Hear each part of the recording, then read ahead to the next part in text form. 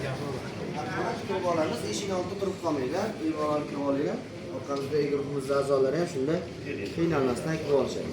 Demak, aynan mana shu yerdan islomdan avvalgi davr ekspeditsiyasi boshlanadi. Ko'rib turganingizdek, Qoyatosh hamda g'orni ko'ryapsiz. Bu yerda aynan dastlabki insonlarning qanday yashaganligi aks ettirilgan videorolik turibdi. Bu orqali biz aynan ilk davrlarda insonlar qanday yashaganligi haqida ma'lumot olamiz. Va dastlabki davrda yozuv mavjud bo'lmagan paytda insonlar o'zlarini foydalangan mashg'ulotlarini demak qoya toshlarga surat shaklida ishlashgan. Aynan mana bu vitrina ichida siz Sarmisoyda topilgan qoya tosh tasvirini ko'rasiz. Mana bu qismida hayvon tasviri turibdi.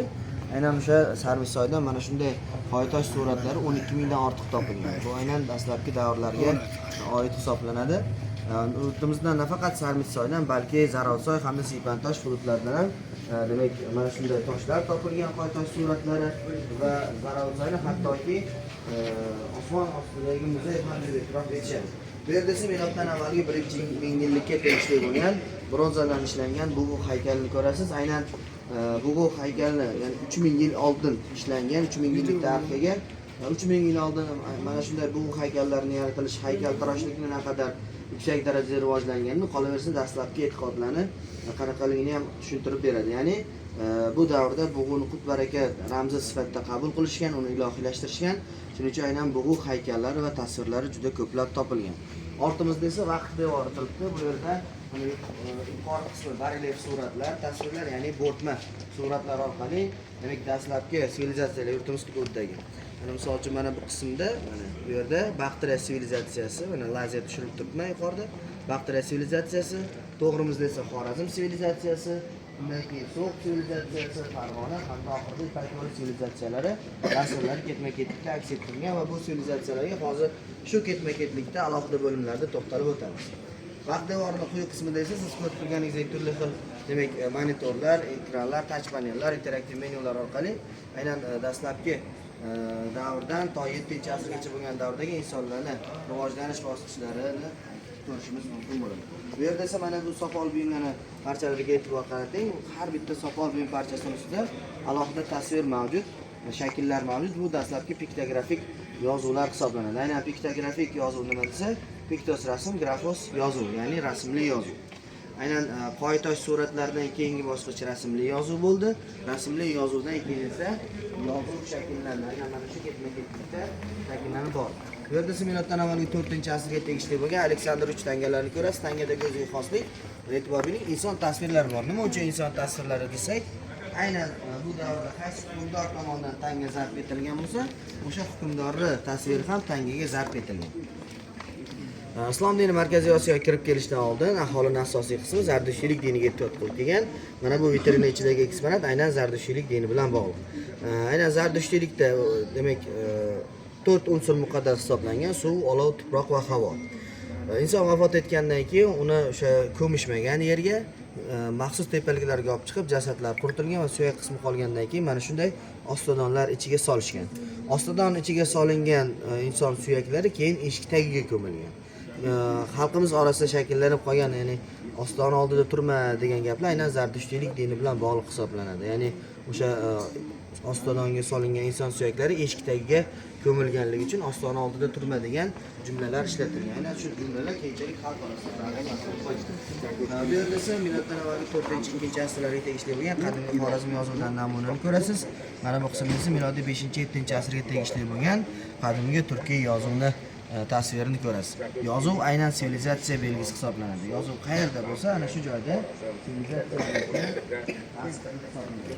Bu yerda milodiy 1-4-asrga tegishli bo'lgan hayvon suyagidan ishlangan nay namunasini ko'rasiz. Nayning bu davrda ixtiro qilinganligi aynan musiqaning tarixiyligini hamda aynan insonlar oddiy hayvon suyaklaridan mana shunaqa ajoyib musiqa cholg'u asbobini yaratishganligi ham o'ziga xos tarzda sivilizatsiyaning belgisi.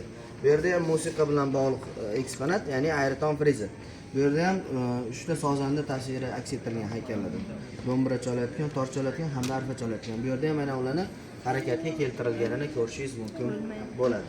Va bu qismdagi yana bir haykal. Nima uchun Budda haykaliga e'tibor qaratamiz? Sababi Markaziy Osiyo hududiga Ko'shon imperiyasi davrida buddaviylik dini kirib kelgan. Hattoki mana hozir ham bilamiz, Surxondaryo hududlaridan juda ko'plab qadimgi Budda ibodatxonalari, Budda haykallari topilgan. Shuning uchun aynan buddaviylik diniga e'tiqod qiladigan insonlar hozir ham Surxondaryo hududlariga muqaddas hudud yer sifatida kelib, u yerni ziyorat qilishadi. O'zlarining dinlari bilan bog'liq bo'lgan qadimgi ibodatxonalar, haykallar Surxondaryo hududlaridan topilganligi uchun. Bu yerda esa miloddan avvalgi 2-minglikda bunyod etilgan Sopolitepa shahri maketini ko'rasiz. Ya'ni 4000 yillik tarixga ega bo'lgan shahar. Maketi Sopolitepani o'ziga xosligi, shahar ostidan sopol quvurlar topilgan va bu quvurlarning vazifasi nima bo'lgan desa, shaharga bir tomondan toza suv kiritilgan, boshqa tomondan foydalanib bo'lingan yaroqsiz suv chiqarib yuborilgan. Ya'ni kanalizatsiya tizimi desak bo'ladi. Aynan kanalizatsiya tizimi 4000 yil oldin mavjud bo'lganligi shaharsozlikning qay darajada yuksak rivojlanganini hisoblanadi.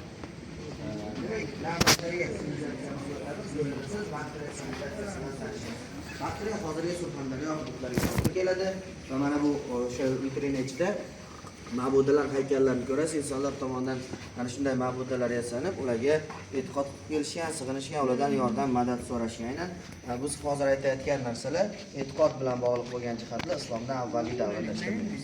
Islom dini kirib kelishdan ancha oldin shakllangan narsalar. Bu esa bo'lakan o'sha Dalvarzotepadan topilgan, Dalvarzoteka xazinalardan mana bu chetdagilar qimmatbaho marjon toshlardan qilingan bo'lsa, bu yerdagisi mana tilladan ishlangan.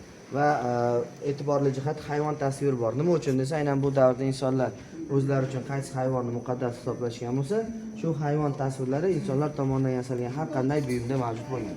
Kulolchilik buyumida ham, zargarlik buyumida ham o'z aksini topdi. Bu yerda 705-yilda yozilgan Baxtira yozuv namunasini ko'rasiz, teriga yozilgan va qolaversa aynan bu yerda aytiladi, ikki aka-uka o'rtasidagi meros shartnomasi yozilganligi aytiladi. Meros taqsimoti yozilgan, aynan mana shunday haq-hujjatlar orqali meros masalalari. Bu yerda esa Qo'rg'onzor shahri yozilgan maketini ko'rasiz.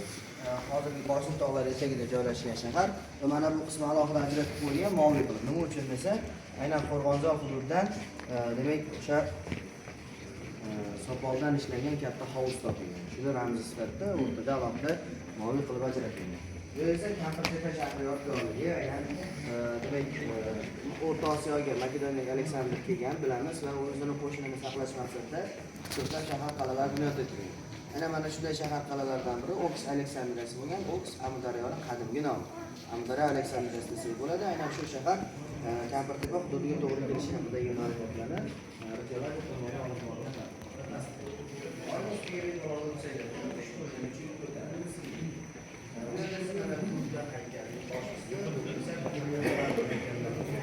Bularning barchasi aynan buddaviylik bilan bog'liq hisoblanadi va o'sha demak Kushan imperiyasi davrida buddaviylik kirib kelganligini aytib o'tdim. Aynan Kanishka hukmronligi davrida demak buddaviylik davlat diniy darajasigacha ko'tarilgan.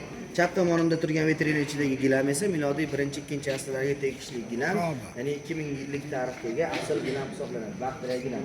Eng qadimgi gilamlardan sanaladi va bu o'sha qisman restavratsiya qilingan, lekin o'zining tabiiy xususiyatlariga aslo ta'sir ko'rsatmagan. Va keyingi qadimgi xonadon sivilizatsiyasi hisoblanadi. Bu yerda mana e'tibor beramiz, suvni sug'orish inshootlar qilindi. Nima uchun aynan suvni sug'orish inshootlar? Sababi Qoradoq suvni sug'orishga asoslangan dehqonchilik markazi bo'lgan. Mana bu yerda mana charxpalakni ko'rasiz, uni qanaqa ishlaganini bilamiz. Lekin mana bu suv ko'targich haqida to'xtalib o'tadigan bo'lsam, bunda bir qarashingizda suv tepadan pastga tushganday ko'rinadi, lekin bunda suv pastdan yuqoriga harakatlantirilgan. Ya'ni bu doimiy ravishda harakatga keltirib turilgan va bu harakat natijasida har bitta o'sha harakatdan so'ng suv bir pog'ona yuqoriga ko'tarilgan va buning natijasida 20-30 metr balandliklardagi tepaliklarga ham suv olib chiqilgan, dehqonchilik bilan shug'ullangan. Shuning uchun aynan suvni sug'orishga asoslangan dehqonchilik deyiladi. Bu yerda Tuproq qala shahri yodgorligi maketini ko'rasiz. Milodiy 3-4 asrlarga tegishli shahar. Atrofi xandaq bilan o'ralganini ko'rib turibsiz. Bu dastlabki mudofaa tizimi bo'lgan. Ya'ni xandaqlar qazilib, ular suv bilan to'ldirilgan. Xandaqlarning umumiy kengligi 5 metrdan 10 metrgacha bo'lgan va Tuproq qalada yana bir o'ziga xoslik, aholi yashaydigan qism alohida, hukmdor qarorgohi alohida qilib qurilgan. Bu o'sha dastlabki shaharlarning alomatlaridan hisoblanadi. Bu yerda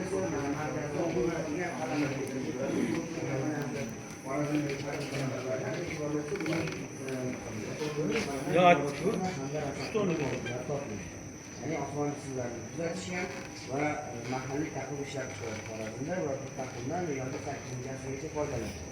Nima uchun aynan 8-asrda? Sababi aynan 8-asrdan Markaziy Osiyo hududiga islomni kirib kelgan va taqvimga, mahalliy taqvimga imkon sezilmagan. Direkt iqtisodga o'tishlari uchun. Davom etamiz va endi vitrinada tashqarida ko'rganlik ostidan o'rganishlik. Ostidan sandiq o'xshagan ham ostidan, mana bunisi esa hammalarning ostidan. Mana bu esa zartishlik dinga ustunlikni diniy jamoat qabul qilishini aks ettirgan.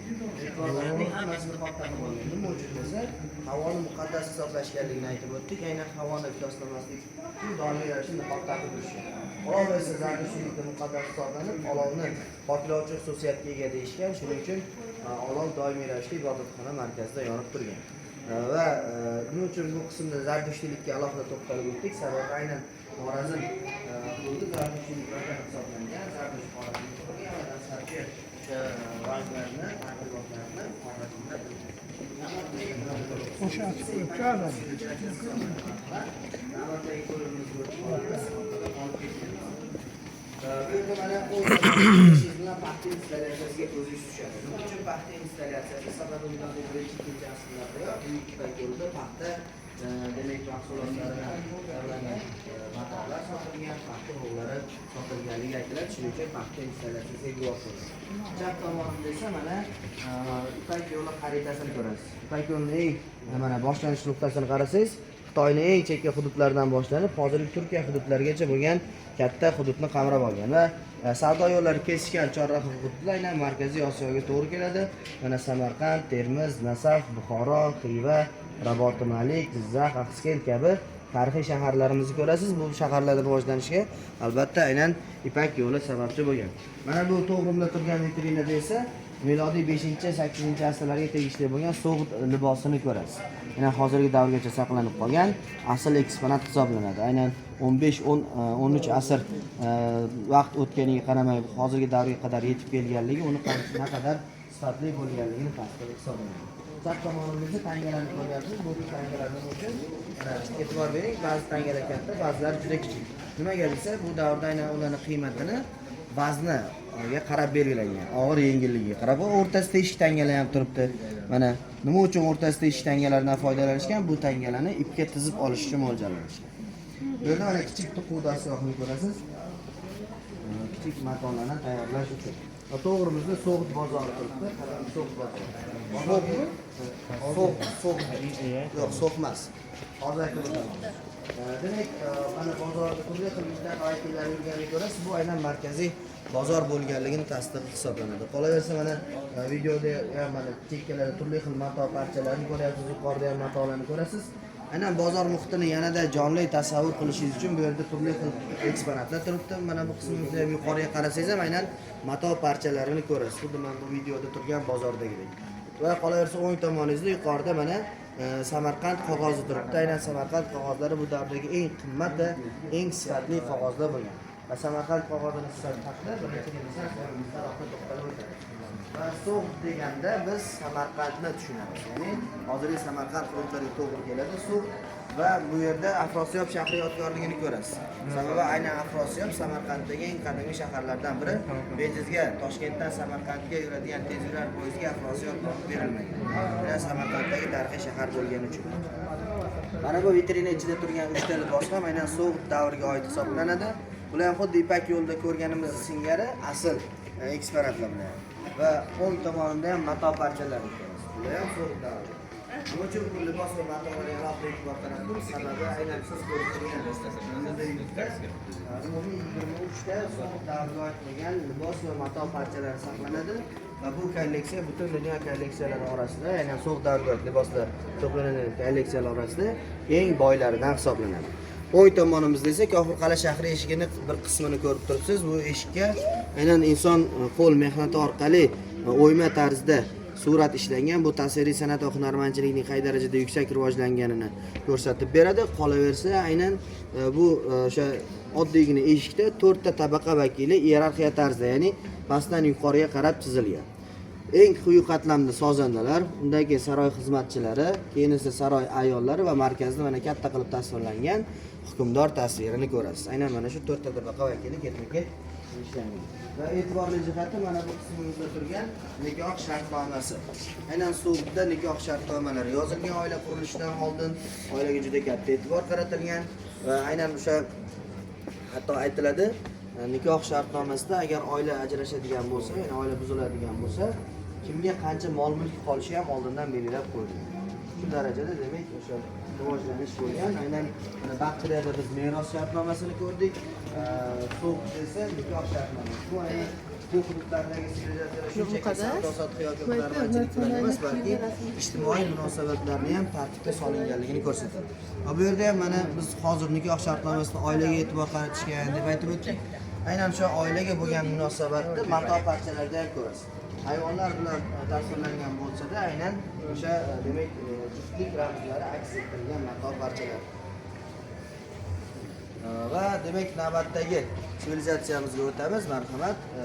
Keyingi qismimizda biz Farg'ona sivilizatsiyasi bilan tanishamiz. Bemalol o'tib olamiz. Farg'ona sivilizatsiyasi bo'yicha to'xtalib qolmaymiz orqada. Demak, aynan bu qismda Farg'ona sivilizatsiyasi bilan tanishamiz deb o'tdik va mana oyna ostidagi shahar aynan Dalvarzin shahri yodgorligi hisoblanadi. Dalvarzin tepa bilan adashtirmaymiz. Dalvarzin tepa Surxondaryoda, Dalvarzin Andijonda. Mana bu daryo Norin daryosi hisoblanadi. Va hammaning e'tibori yuqoridagi otga tushgan bo'lish tabiiy. Ot nima uchun yuqorida turibdi? Sababi aynan demak o'sha Farg'ona otlarini Xitoy imperatorlari samoviy otlar deyishgan. O'sha chunki Farg'ona otlarining oyoqlari uzun, chopqir va juda baquvvat, zotdor otlar bo'lgan. Shuning uchun ular shunchaki oddiy otlar emas, balki samoviy otlar deb e'tirof qilishgan. Hattoki samoviy otlarga ega chiqish maqsadida bir necha marotaba yurishlar ham amalga oshirishgan. Samoviy ot tushunchasi mana bu filmga qarasangiz, hunarmandchilikka ham qay darajada ta'sir etganini ko'rasiz. Mato parchasida aynan qanotli ot tasviri bor. Nima uchun aynan qanotli ot? Aynan samoviy ot ramzi hisoblanadi. Xuddi qanoti bordek tasvirlangan. Va ortimizda kulolchilik buyumlari turibdi vitrinalarda. Farg'ona kulolchilik markazi bo'lgan. Aynan demak o'sha hozir ham Farg'onada bilamiz kulolchilik rivojlangan. Rishton aynan markaziy shaharlardan hisoblanadi kulolchilik buyumlari tayyorlanadi. Bu yerda esa mana ipak tillardan ipak mato olish jarayoni aks ettirilganini ko'rasiz. Nima uchun desak, sababi Farg'ona ipak matolari Buyuk Ipak yo'li savdosida aynan Xitoy ipak matolari bilan sifat darajasi bo'yicha bemalol raqobatlasha oladi. Juda sifatli matolar tayyorlangan. Shuning uchun ham hozir ham Marg'ilon deganda ko'zimiz oldiga darhol o'sha atlas va adras matolari keladi, juda sifatli bo'lgan. Mana bu yerda esa milodiy 2-miloddan avvalgi 2 va milodiy 2-asrlarga tegishli bo'lgan charmdan ishlangan oyoq kiyimni ko'rib turibsiz. Bu ham asl hisoblanadi.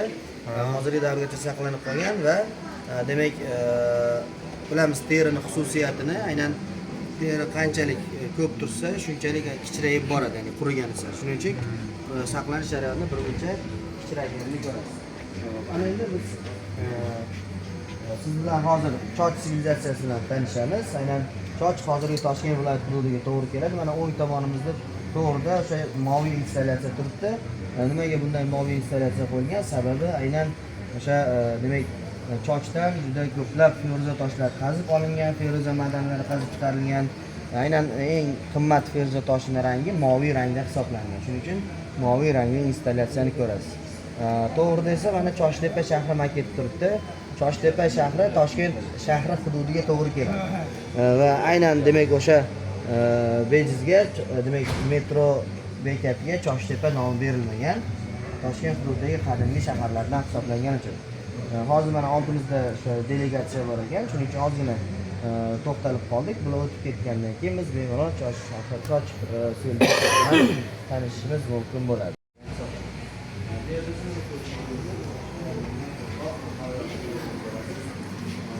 Choch davri yoki 9-asrlarga borib hisoblanadi. Siz ko'rgan barcha demak o'sha qo'lqop hamda oyoq kiyim. Bu rangli matolardan tayyorlanadi.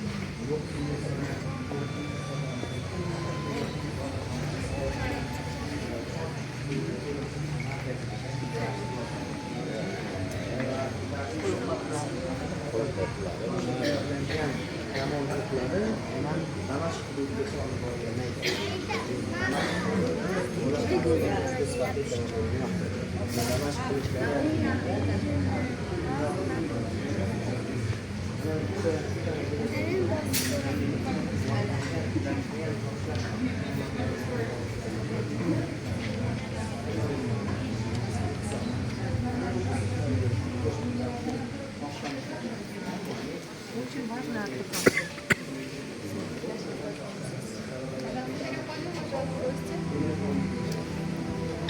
Сработало у вас?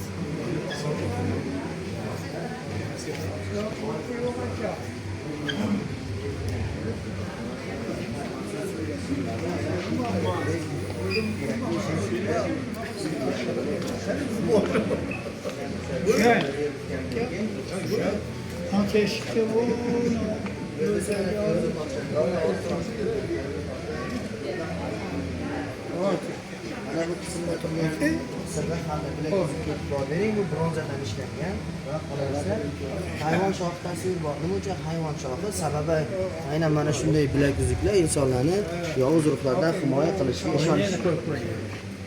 Bu yerda xos tarzda mana ekan. Ben böyle Toshdagi tog' sanoatini qay darajada rivojlanganini ramziy ifodasi hisoblanadi. Aynan qanday qilib tog'lardan turli xil ma'danlar qazib olinganini ko'rsatib bergan. E'tiborli jihati mana bu qismda turgan muhrlarga e'tibor qaratamiz. Oltin, kumush hamda misdan ishlangan muhrlar. Bunday muhrlar kim uchun kerak degan, kimdan foydalanilgan? Savdogarlar foydalangan odatda. Sababi aynan o'sha muhr bilan demak kelgan savdogar eshik oldiga kelganda muhrini ko'rsatgan, keyin u uchun shahar eshiklari ochilib, o'zini karvoni bilan bemalol kirishi mumkin bo'lgan shaharlarga. O'ng tomonda esa mana vitrina ichida oltindan ishlangan demak kiyim qadama bezaklarini ko'rishingiz mumkin bo'ladi. Joshdan topilgan hammasi. Va e'tiborli jihati mana bu vitrinaga qaraymiz. Bu aynan hozirgi Toshkent viloyati Oqqo'rg'on tumani hududiga to'g'ri keladigan Qantash shahridagi yodgorligi hisoblanadi. Demak, o'sha daryo bo'yida joylashgan shahar keyinchalik daryo suvining kamayib qurishining natijasida bu yerdan aholi ko'llargacha chiqib ketadi boshqa hududlarga. Shuning uchun juda ko'plab arxeologik yodgorliklar asl holatda topilgan. Hattoki hozirgi kunda ham topiladi. O'sha bu davrlarda foydalanilgan tangalar, qolaversa tumorlar yomg'irdan keyin yer yuzasiga chiqib ko'rinib qoladi. Aynan odamlar yomg'irdan keyin o'sha tangalarni tumordan topish uchun odamlar chiqib tanga tumorlarni qilishadi yomg'irdan keyin yer yuzasiga chiqib qoladi. Va o'ng tomonda tumorlarni ko'rasiz. Bular ham aynan dastlabki insonlar bilan bog'liq qanchalar shundan tumorlar topilgan. Mana hayvon tasvirlari tushirgan tumorlarni ko'rasiz. İnsan tasvirlari, odam tasvirlari, mana yuqorida qush tasvirlari turibdi. Bunday tumorlar insonlarga demak omad keltiradi yoki yomonliklardan asraydi.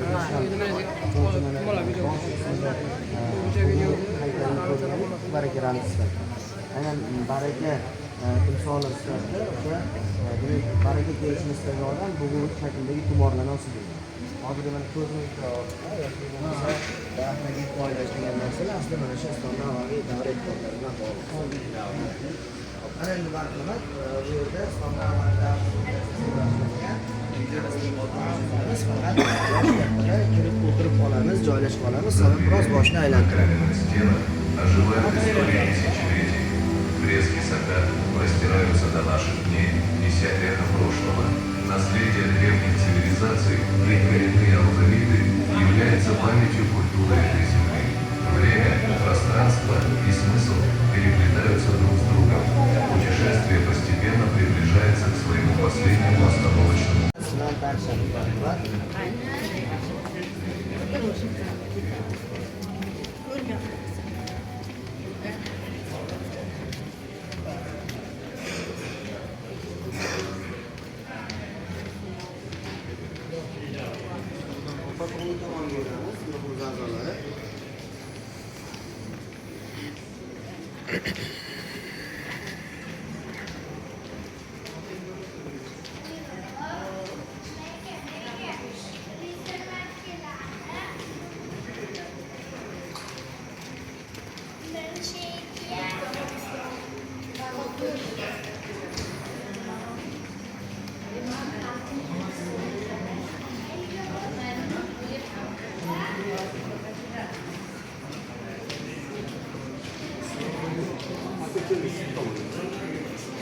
Demak, Hamma yig'ilib olsin. Biz guruhimizdagi mana qo'limni ko'tardim. Mana shu yerda jamlanib olamiz. Barcha yetib kelib olgandan keyin birinchi renessans bo'limimizga o'tamiz. Shuning uchun ortda qolayotgan guruhimiz a'zolaridan o'sha iltimos qilamiz. Imkon boricha tezroq yetishib olishlarini.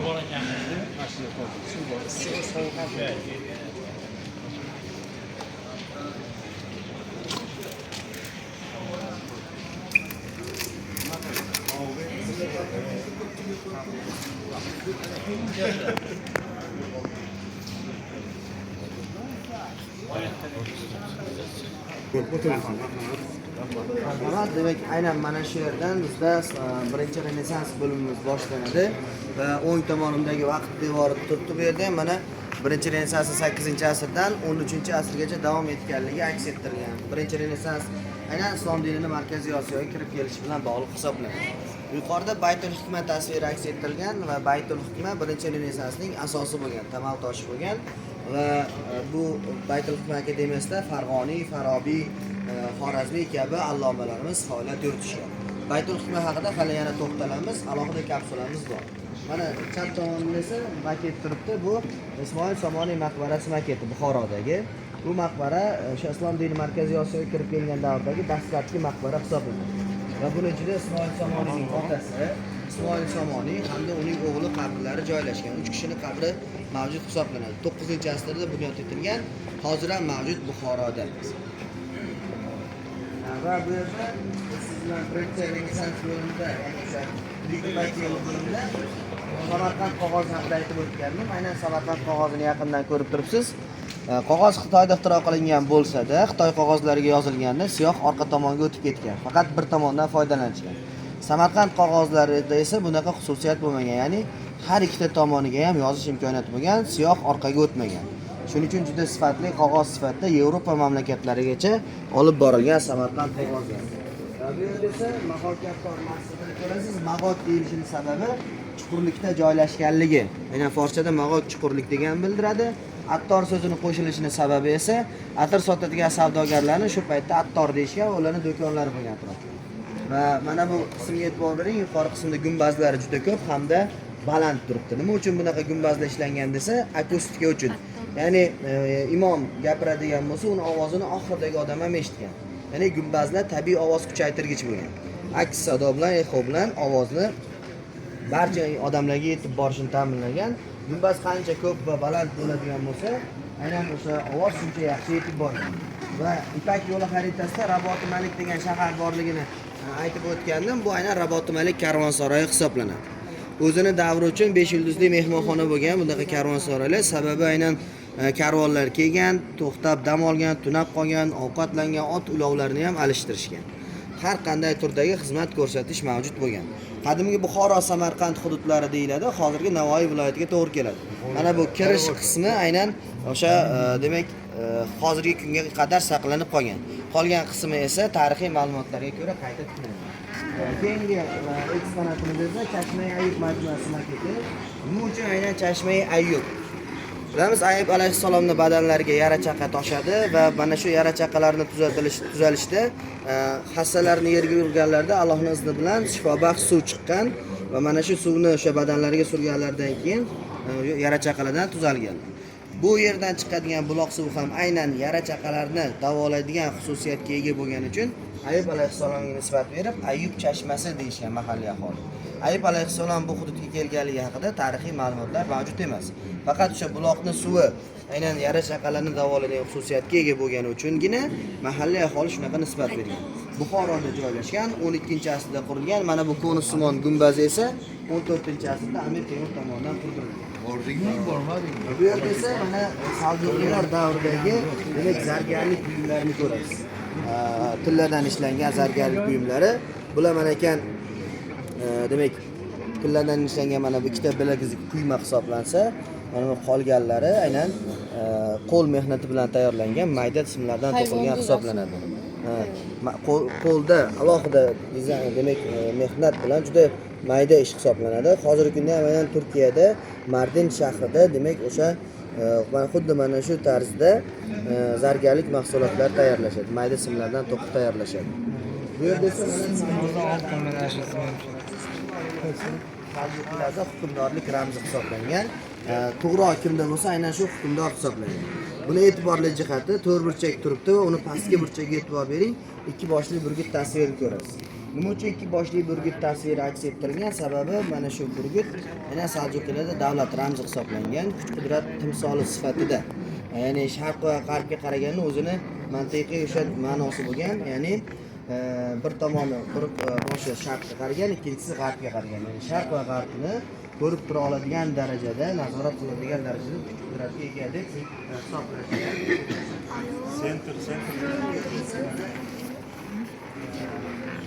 madrasasi mavjud turibdi. Samarqanddan Shohzunda majmuasida sahoba Husayn ibn Abbos radhiyallohu anhu qabrlari joylashgan va shu qabr yonida 12-asrda madrasa quriladi. Samiya deb va aynan o'sha madrasalar hozirgi universitetlar bilan bir xil, ya'ni oliy ta'lim bergan madrasalar. Ana endi eng e'tiborli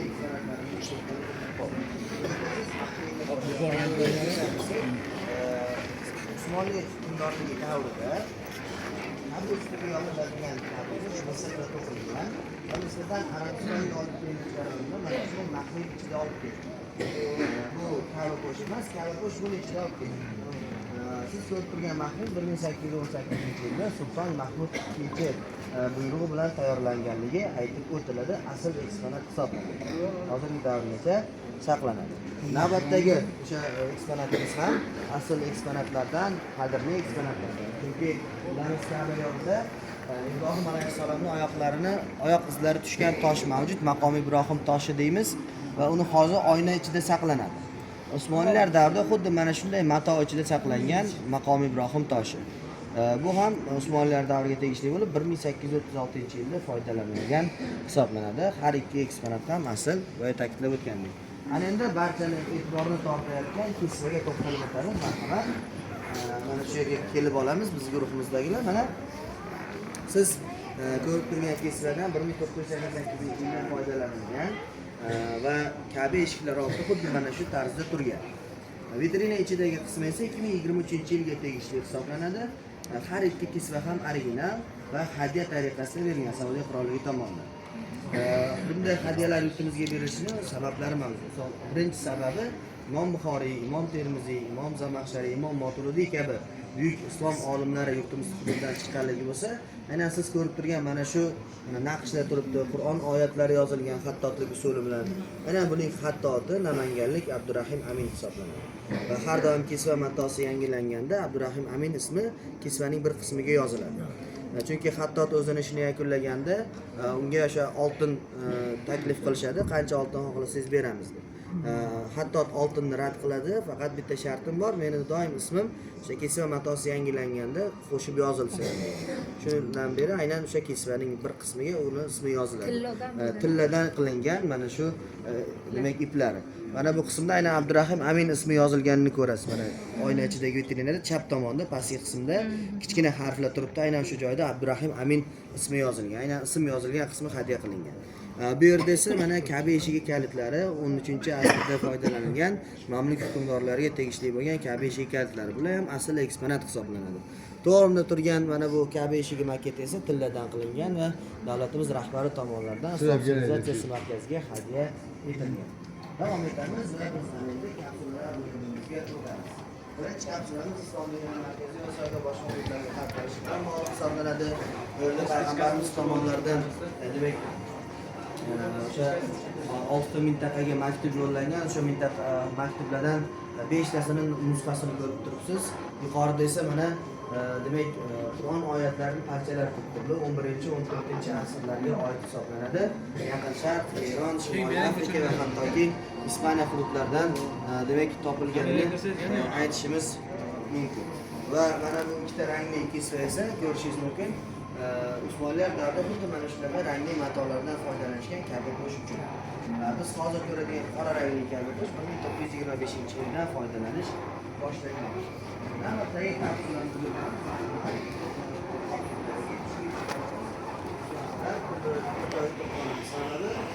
hududimiz juda katta, 2 gektarni tashkil etadi. Muzeyimiz 2 gektarlik hududda joylashgan.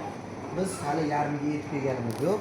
Shuning uchun turib qolmasdan imkon qadar qisqa muddat ichida barcha eksponatlar bilan tanishib chiqishga ulguramiz. Shuning uchun yetishib yuramiz. Va demak birinchi renessans bo'limiga kirishganda Baytul Hikmani alohida aytib o'tgandim. Kapsulasi bor deb, mana Baytul Hikma kapsulasidan uning maketi. Olimlar shaharchasi bo'lgan Baytul Hikma barcha olimlarga Xorazmiy rahbarlik qilgan. Va bu Xorazmiy qay darajada yuqori martabaga ega ekanligini ko'rsatadi. Va ortimizda turgan vitrinada esa Xorazmiy asarlar bor. Pastki qismlarda Al-Jabr al-Muqobala, Hind hisobi hamda Surat al-Arz kitoblari. Aynan Xorazmiy Al-Jabr asarini lotin tiliga tarjima qilingandan keyin biz fanda ishlatadigan algebra atamamiz fanga kirib kelgan. Ya'ni Al-Jabr o'zi algebradan o'sha Al-Jabr so'zi asli algebraning asosi hisoblanadi. Bu yerda esa mana Farg'oniy tomonidan insho ettirilgan miqyos an-Nil maketini ko'rib turibsizlar. Bunda inshoot demak Misrda Nil daryosi bo'yida qurilgan. Bu qurilma orqali aynan Misrda Nil daryosi suv sathini o'lchashgan. Va bu demak qurilma ularga oldindan suv toshqinlarini aniqlash imkoniyatini bergan, oldindan qurg'oqchilik bo'lishini aniqlashgan va suv sathiga qarab soliqlar tizimini joriy qilishgan. Mana bu o'sha belgilangan hududda bo'ladigan bo'lsa, suv aholi soliqni barchasini to'lagan, suv sathi kamaygan sari soliqlar ham kamaytirib borilgan. Mana bu vitrina esa Farobiy vitrinasi. Bu yerda siz Farobiyning Fozil odamlar shahrini ko'rasiz. Kitobini qolaversa, uch cholg'u asbobi turibdi. Tarixiy ma'lumotlarga qaraganda uch cholg'u asbobi aynan Farobiy tomonidan ixtiro qilinganligi aytiladi. Farobiy ikkinchi muallim deya yuksak nom bilan ulug'lanadi. Qolaversa, tarixiy ma'lumotlarga qaraganda Farobiy aynan 70 ta tilni bilganligi aytiladi.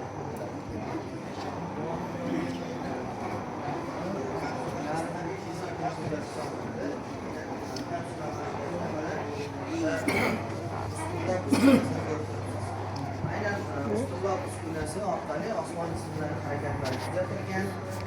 Demak, ularni koordinatalari hisob-kitob qilingan.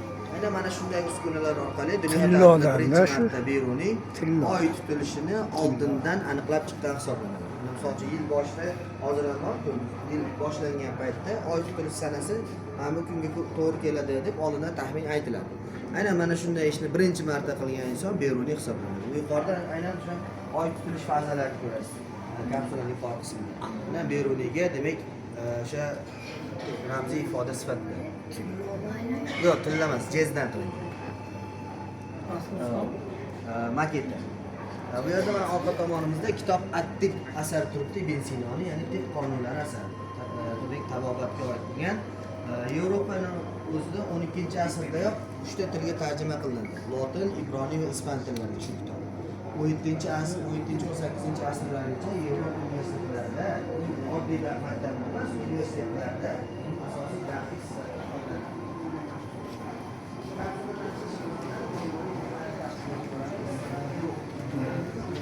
ba'zi joylarda ekan o'sha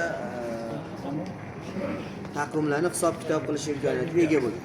Mana bu siz ko'rib turgan aylanalar hammasi bir xilda aylanmagan. Qaysidir biri tezroq aylangan, qaysidir biri sekinroq aylangan. Bu aynan Beruniyga bir vaqt o'zida bir nechta mintaqa taqvimlarni hisob-kitob qilish imkoniyatini bergan. To'g'rimiz kelsa, mana yuqorida 3 ta xarita turibdi. Bular birinchi Renessans davriga oid bo'lgan xaritalar.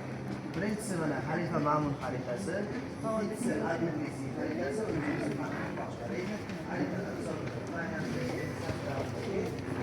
xaritalari o'zini davriga juda o'sha katta aniqlik bilan ishlangan xaritalar hisoblanadi. Endi navbatdagi kapsulalarni ko'ramiz va bu kapsula bizda aqida ilmi kapsula hisoblanadi. Marhamat, demak shuning uchun orqada qolib ketmaymiz, yetishib olamiz. Barcha bemalol kirib olgandan keyin demak ma'lumot berishni boshlayman. Shuning uchun oldindagi guruhimiz a'zolarini kuttirib qo'ymaslik uchun imkon qadar yetishib olamiz guruhimizga. Demak, aqida ilmi kapsulasi markazida Imom Moturidiy maqbarasini maketi turibdi. Nima uchun aynan bu maket markazga joylashtirildi, kapsulaning markaziga? Sababi aynan ahli sunna va jamoa e'tiqodini asl holatda buzilmasdan o'sha saqlanib qolishda Imom Moturidiyning xizmatlari beqiyos hisoblanadi. Moturidiy davriga kelib turli xil firqalar, yo'nalishlar shakllanadi o'sha dinni noto'g'ri talqin qilinishi natijasida turli xil firqalar shakllanadi. Noto'g'ri talqinlar o'sha kirib kela boshlaydi. Aynan demak Moturidiy o'zini Tavirat Ahli Sunna, Kitob at-Tavhid asarlari orqali asl e'tiqodni qanday bo'lishini yozib o'tadi. Qolaversa, shuning uchun Moturidiy islom olamida Imamul Huda, ya'ni hidoyat imomi, musahhihu aqoidil muslimin, ya'ni musulmonlar e'tiqodini tuzatuvchi degan yuksak nomlar bilan ulug'lanadi. Yuqoriga e'tibor qarating, mana bu xaritada Moturidiy ta'limotini dunyo bo'ylab tarqalish xaritasini ko'rasiz. Yashil bilan belgilanganlar Moturidiy ta'limoti yetib borgan hududlar. Hattoki mana Bangladesh hududiga ham Moturidiylik ta'limoti yetib borganini ko'rasiz. Va umuman olganda butun dunyoda o'sha musulmonlarning 3dan 1 qismi aynan Moturidiylik ta'limotiga e'tibor qiladi. Ana endi hadis ilmi kapsulamizga o'tamiz va bu kapsulaning markazi tabiiyki Imom Buxoriy majmuasi maketining bo'lishi. Sababi aynan Imom Buxoriy muhaddislar sultoni hisoblanadi.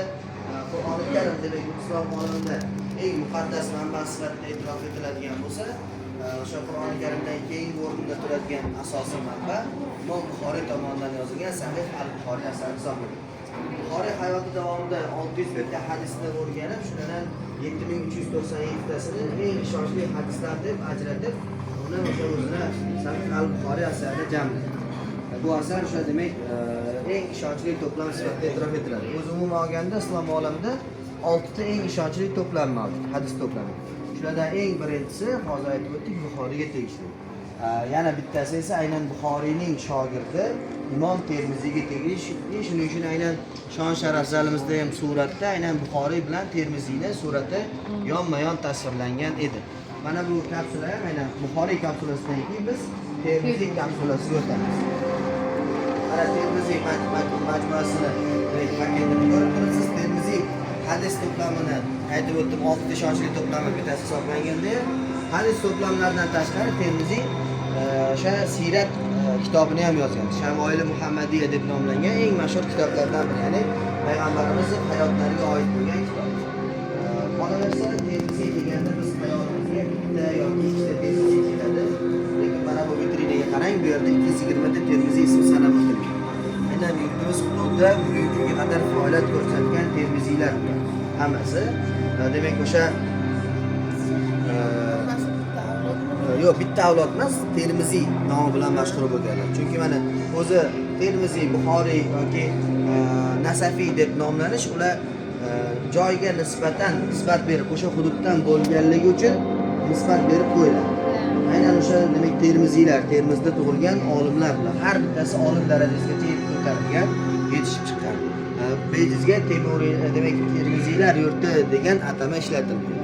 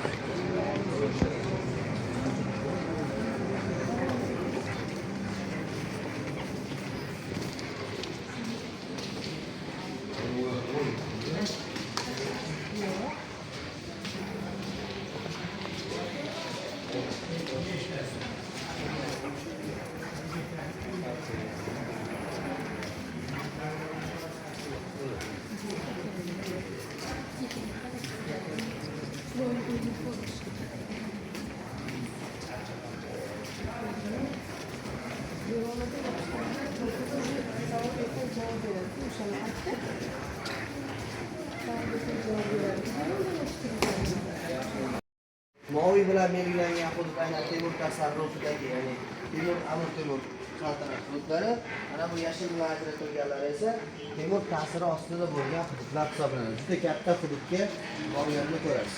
Yana mana shunday ulkan hududda Temur ilm ma'rifatga homiylik qildi. Bu yerda kumush hamda misdan ishlangan Temur tangalarni ko'rasiz. Amir Temur tomonidan berilgan tangalar. Bu yerda esa mana Temurning o'g'li Shohrux tangalar turibdi. Shohrux tangalarining bir tomoniga Qur'oni Karim oyatlari hamda 4 ta sahoba, ya'ni Xulafoi Roshidin ismlari va orqa tomoniga Shohruxning o'zining ismi yozdirilgan. Yuqoridagi miniatyuralarga e'tibor qarating. Aynan bu miniatyuralarning barchasi Temuriylar davriga oid bo'lgan miniatyuralardan namunalar hisoblanadi. Bu miniatyuralar aynan o'sha davr ijtimoiy hayoti haqida ma'lumot beruvchi asosiy manbalar. Ya'ni o'sha insonlar qanaqa yashagani, qanday ishgani haqida ma'lumot olishimiz mumkin bo'ladi. Eng e'tiborlisi mana bu temaga ahamiyat beramiz. Bu yerda mana 4 ta qog'oz turibdi. Birinchisida Fotiha surasi yozilgan, qolganlarida esa arab alifbosi asosidagi turkiy tildagi misralarni ko'rishingiz mumkin bo'ladi. Odamiy ersang demadil odamiy, oni kimni xalq g'ami va din g'ami. Haloyiqlar ko'rma qilib benavo, o'zingga ravo ko'rmaganning ravo.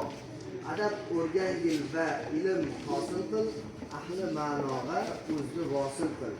Huval malik, malik o'zing va toj o'zing va taxt o'zing. Bor o'zing va borjin ogoh o'zing.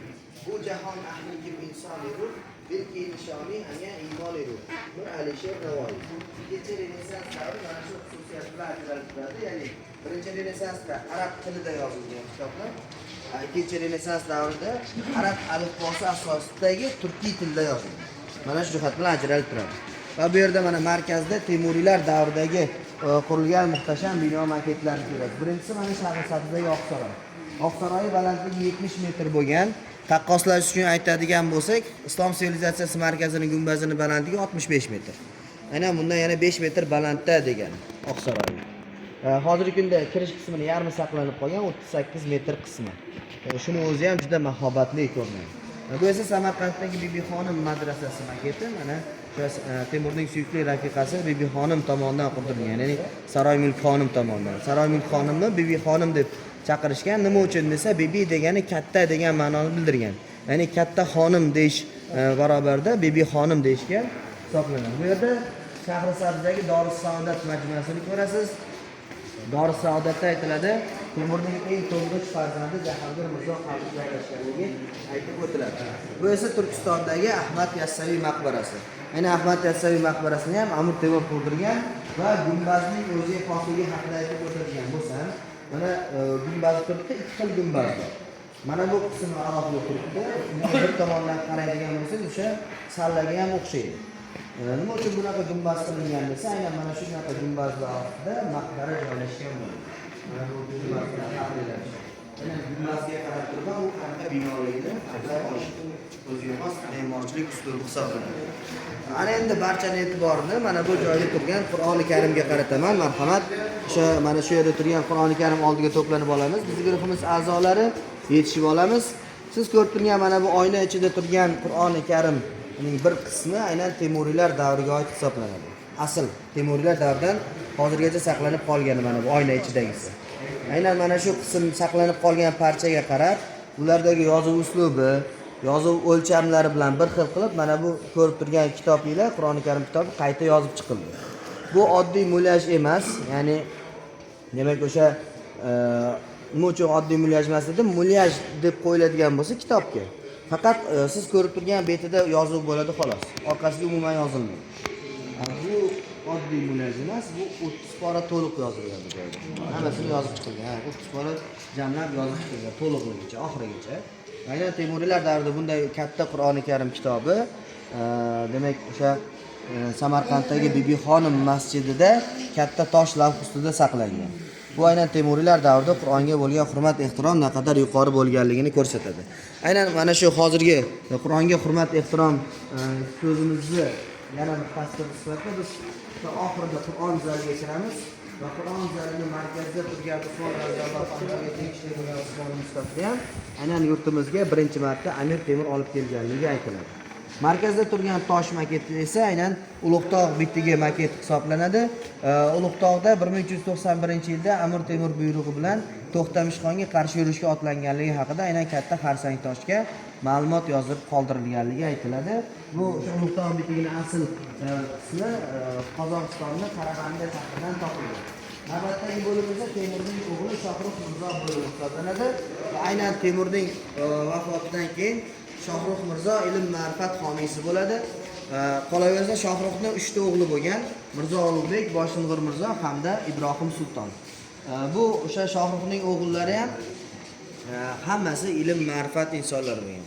Misol uchun Boshing'ir Mirzo Hirotda juda katta kutubxona qurdiradi va bu kutubxonada o'zining davrigacha bo'lgan barcha kitoblarni qaytadan yozdirib chiqadi.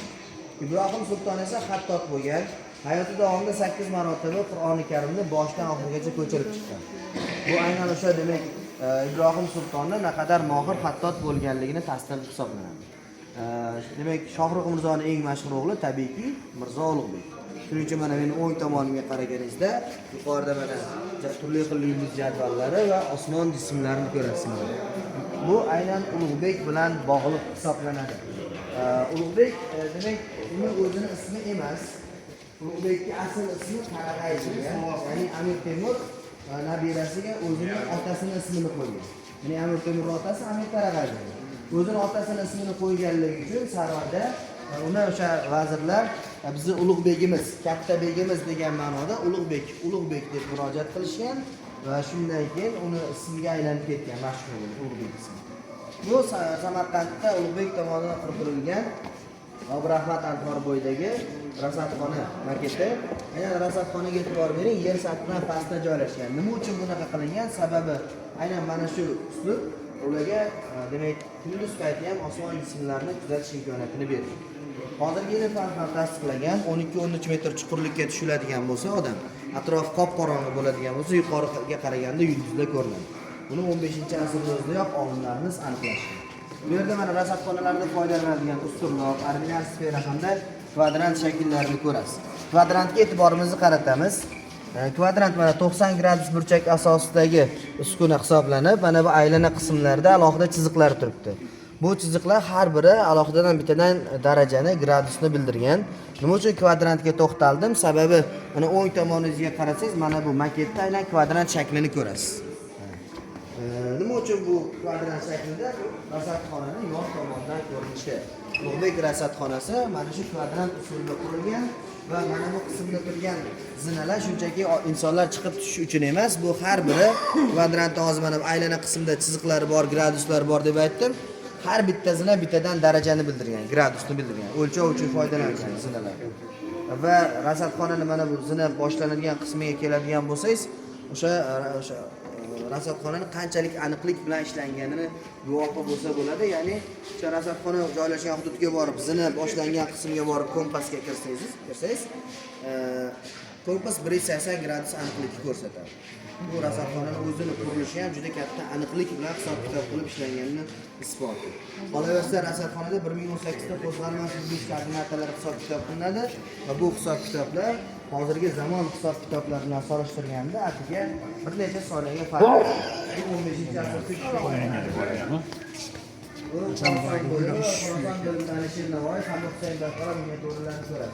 Nima uchun? Sababi aynan Husayn Boyqaro davrida Navoiy bosh vazir bo'ldi, ilm ma'rifatga homiylik qildi. Markazda turgan vitrinada esa 4 ta Hamsa kitobini ko'rasiz. Abdurahmon Jomiy Hamsasi, Dehlaviy Hamsasi hamda Nizomiy Hamsasi. Bu 3 ta Hamsa kitoblari forsiy tilda yozilgan. O'zi umuman olganda bu davrdagi adabiyot tili forsiy til bo'lgan. Sababi aynan o'sha forsiy tilni go'zal hamda boy til hisoblashgan, shuning uchun g'azallarni forsiyda bitishgan. Navoiy turkiy tilni go'zal va boy til ekanligini isbotlash uchun o'zining hamsasini turkiy tilda yozadi va Navoiyga qadar hech kim turkiy tilda hamsa yozmagan edi.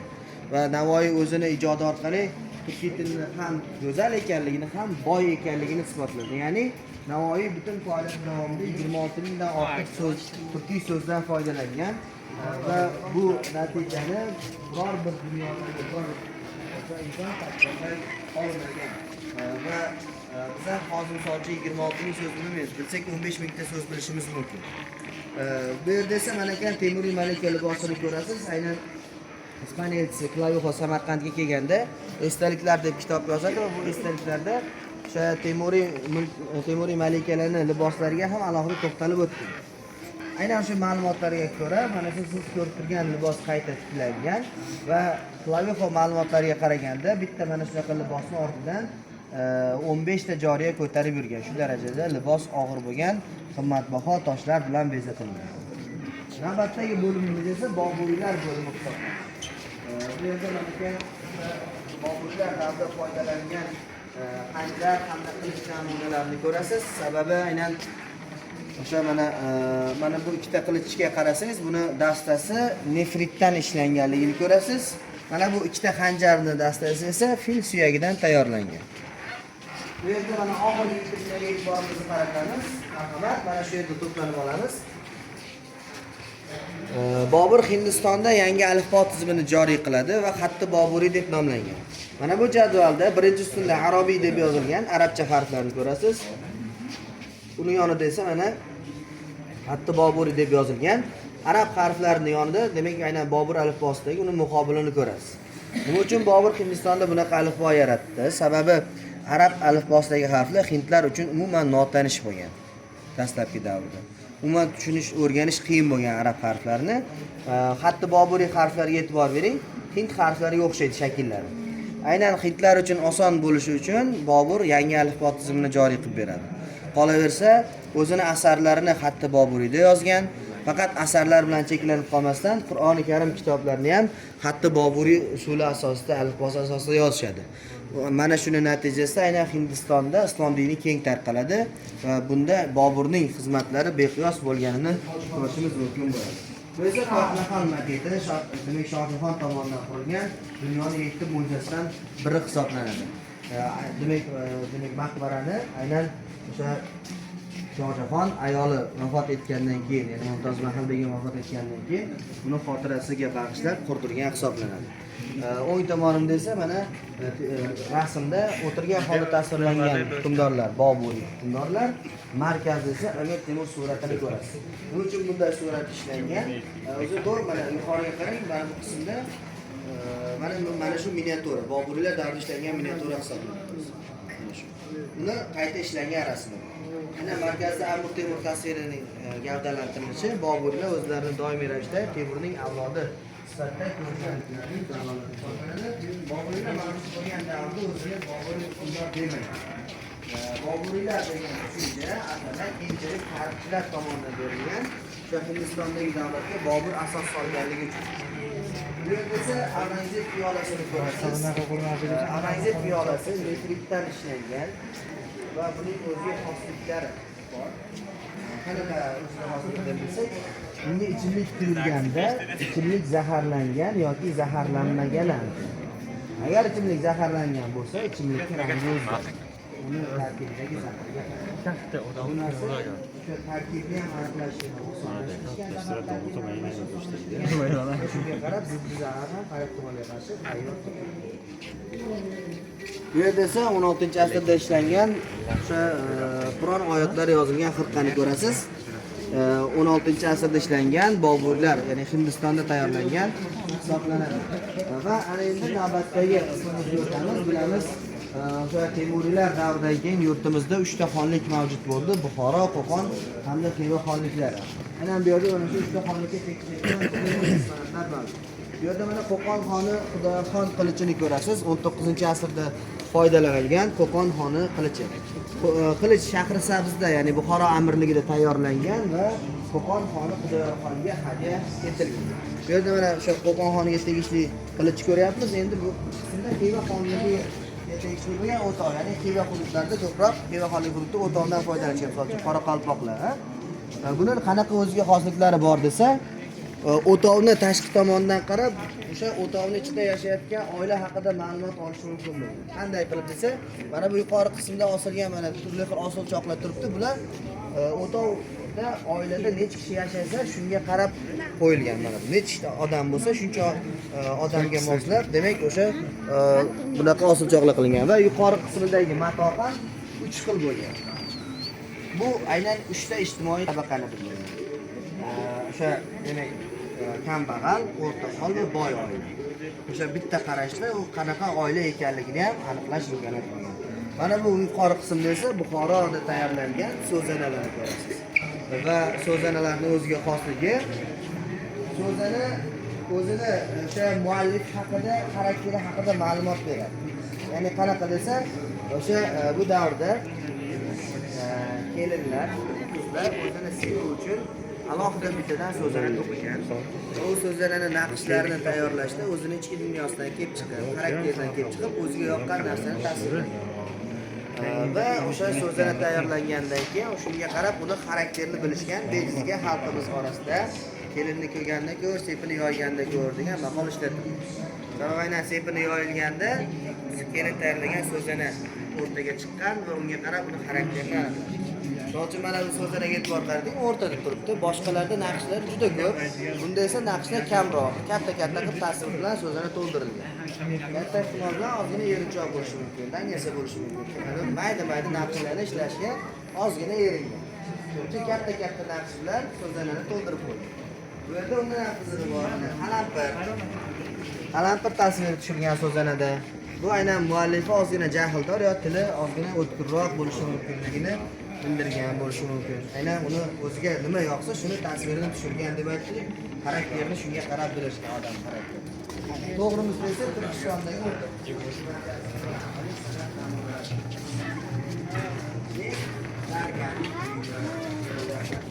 Aytganingiz uchun yashang.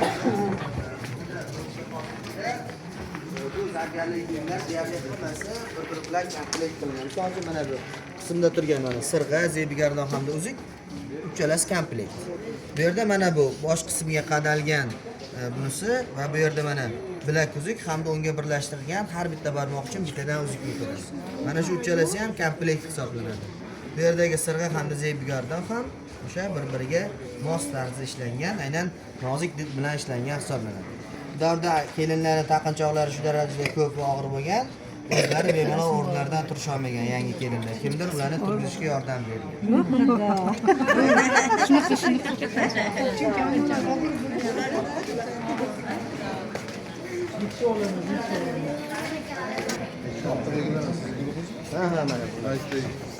Imkon qadar tezroq yetishib olamiz. Yangi O'zbekiston bo'limimizga o'tmoqdamiz.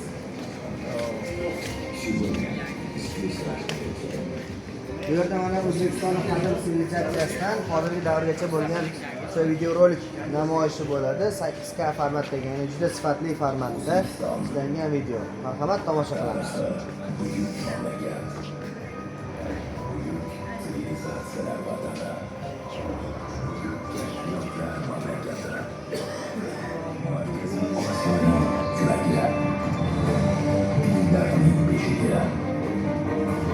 Manevi an'analar xazinasi, muqaddas islom zamini, karvonlar chorrahasi, buyuk Bakning yuragi, sharq va g'arb uchrashgan joy.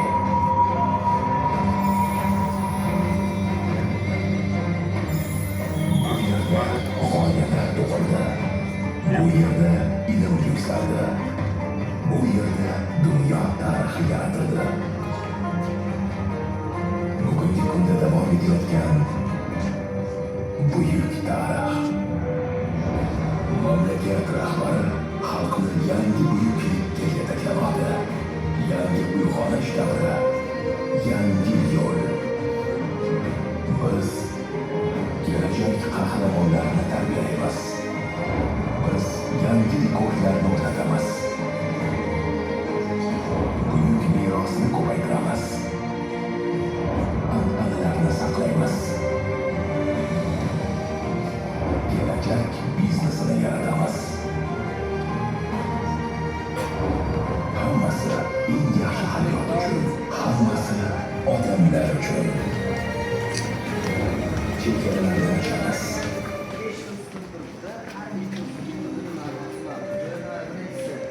Tun xoqonlar ikkinchi bo'lgan bilgan xoqon bitligi, tatbiqlik, to'g'rimda esa mana Avesto kitobi, qolaversa yuqorida mana temir tuzuklari va markazda katta ustunda aynan O'zbekiston Respublikasi Konstitutsiyasini ko'rasiz. Bu aynan davlatchilik asosi, ya'ni qonun davlatchilikning asosiy ustuni hisoblanadi. Shuni ramziy ma'nosi sifatida mana shu ustunlarni ko'ramiz va davlatchiligimizda qadim o'tmish bilan bog'liq bo'lganligini ko'ramiz. Mana bu tomonda, o'ng tomonida harakatlar tumani ko'rilib turibdi. Bu yerda 3 xil ramz bor. Mana naqsh, oyna hamda bayroq. Bu har bir oyna aynan inson, naqsh jamiyat, bayroq esa davlat, inson, jamiyat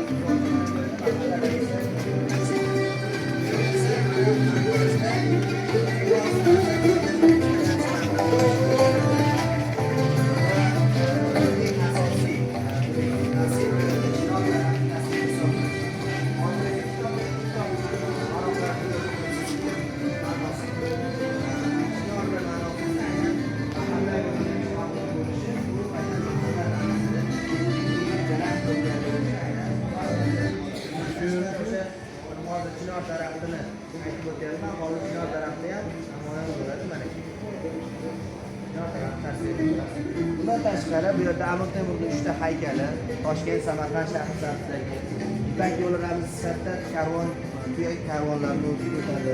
Farg'ona o'tadi. Madrasamiz ramzi bo'lgan Quyosh oilasi. Bu esa yangi mahalla maketi ketma-ketlikda o'tib boradi. Mana misol uchun hozir Qumoqshiga aylandi.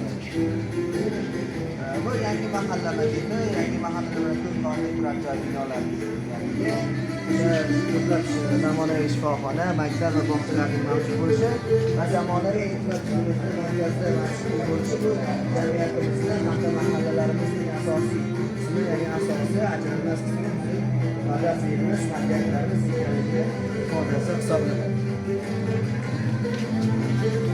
Mana boya aytib o'tgandek, endi hilol oy tasvirini ko'ramiz. Marhamat, davom etamiz va navbatdagi bo'limimizga o'tib olamiz. Bu yerda amaliy san'at bilan tanishamiz. Bu uchun aynan amaliy san'at bo'limi tashkil etildi. Sababi mana hozirgi zamonaviy dunyoda hattoki butun bir boshli bir ba'zi millatlar yo'qolib ketayotgan bir davrda bizni milliy qadriyatlarimiz, milliy hunarmandchilik an'analarimizni saqlanib qolganligi, qolaversa bir pog'ona yuqoriga ko'tarilganligiga ifodasi hisoblanadi. Siz ko'rib turgan har bitta eksponatda avloddan avlodga, ya'ni sulolaviy ravishda shakllanib kelayotgan ustalar tomonidan ishlangan. Bu yerda mana Islom sivilizatsiyasi markazini maketini ko'rasiz. Hozir siz mavjud bo'lgan. Sizlar mana asosiy kirish qismidan kirdinglar. Bu Ulug'bek portali deb nomlanadi. Bu esa demak Qo'qon portali, Qora portali hamda Xorazm portali. Nima uchun bunaqa nomlar berilgan? Qaysi nom bilan atalayotgan bo'lsa, shu hududga tegishli bo'lgan me'moriy uslubdan foydalangan peshtoqlarni bezatishgan. Misol uchun Ulug'bek portalida Ulug'bek rasadxonasini peshtoqidagi naqshlarni olishgan. Bu yerda Qo'qon xonligidan foydalanishgan, Qo'qon xonligiga oid bo'lgan me'moriy uslublardan. Gumbazning balandligini 65 metr deb aytib o'tdim va Qur'on zali aynan mana shu gumbaz ostida joylashgan, markazda. Muzey esa siz hozir aylanib yurayotgan muzey mana Qur'on zali atrofida. Mana shu kirish qismidan kirdik. Mana misol uchun mana bu shon sharaf zalini hududi, mana misol uchun shon sharaf zalidan o'ng tomonga yurdik. O'ng tomonga yurib mana islomdan avvalgi davr sivilizatsiyalari, birinchi renessans, ikkinchi renessans va hozir mana yangi O'zbekiston bo'limidamiz. Va keyin oxirida Qur'on zaliga chiqamiz. Navbatdagi qismimizga o'tamiz va bizda keyingi qism xalqaro munosabatlar bo'limi. Demak, bu yerda mana kirishlar globusni ko'rasiz. Globus aynan yurtimizda bugungi kunda amalga oshirilayotgan xalqaro miqyosdagi ishlari, xalqaro forumlardagi ishtiroklari haqida ma'lumotlar kelib chiqadi. Markazda esa mana aylana stol o'tirib tenglik ramzi sifatida aks ettiriladi. Aylana stol atrofida har qanday inson teng hisoblanadi. Davlatimiz ham bugungi kunda har qanday mamlakat bilan siyosiy jihatdan teng ekanligini ramziy ifodasi hisoblanadi. Bu yerda mana 5 ta ustun bor. Aynan 5 tashabbus loyihasi haqida eshitganmiz. Har bitta ustun bittadan tashabbus loyihasi haqida ma'lumot berib o'tadi. O'ng tomonimizda esa yurtimiz sportchilar tomonidan erishilgan olimpiadadagi yutuqlarning namunalarini ko'rasiz. Bu aynan o'sha faxrlanadigan o'sha holatlar. Mana bu qismda esa Olimpiya shaharchasi maketi turibdi. Nima uchun Olimpiya shaharchasi qurildi? O'zbekiston bugungi kunda katta miqyosdagi turnirlarni, musobaqalarni qabul qilishga tayyor ekanligini ifodasi hisoblanadi. Aynan shu demak mana Olimpiya shaharchasi Olimpiya o'yinlariga tayyor holatda yangi O'zbekiston tomoniga ketishda qurilgan, to'liq bitkazilgan, foydalanishga tayyor holatda. So'nggi qismimiz aynan yashil iqtisodiyot bo'limi. Bu qismdan keyin Qur'on zaliga o'tamiz, shuning uchun guruhimiz a'zolari yetishib olamiz. Yashil iqtisodiyot deganda aynan atrof-muhitni, tabiatni muhofaza qilishga tayangan iqtisodiyot hisoblanadi. Shuning uchun mana bu yerda maketda markazda aynan Jizzaxdagi BYD avtomobil zavodini maketini ko'rasiz. Chunki bu yerda aynan tabiatga zararsiz bo'lgan, o'sha elektr tokiga ishlangan avtomobillar ishlatiladi. O'ng tomonda esa Jizzaxda qurilish ishlari boshlangan atom elektr stansiyasi maketi. Va bu yerda 3 to'rdagi elektr energiyasini olishga asoslangan stansiya.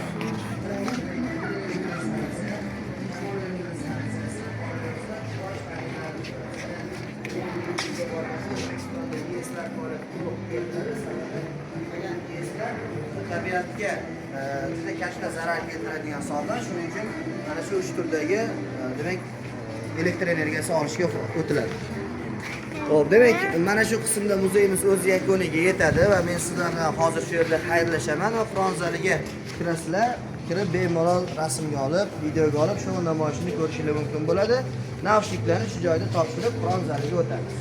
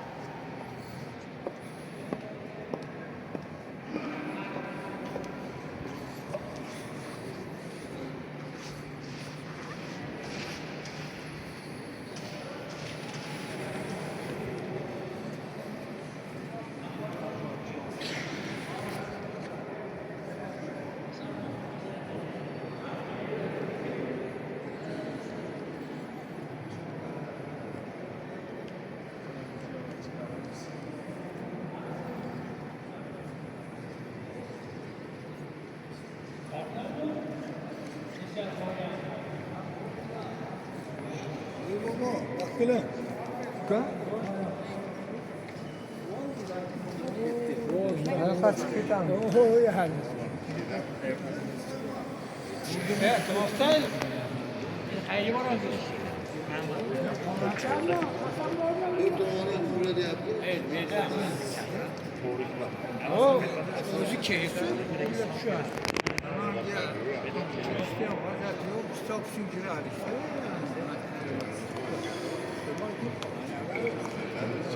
olur. Sen bu hemen bir tek şöyle mi? Ben bak yine.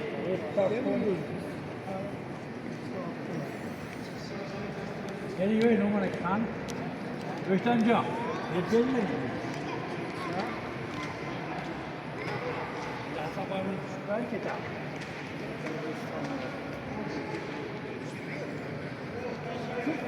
Şuna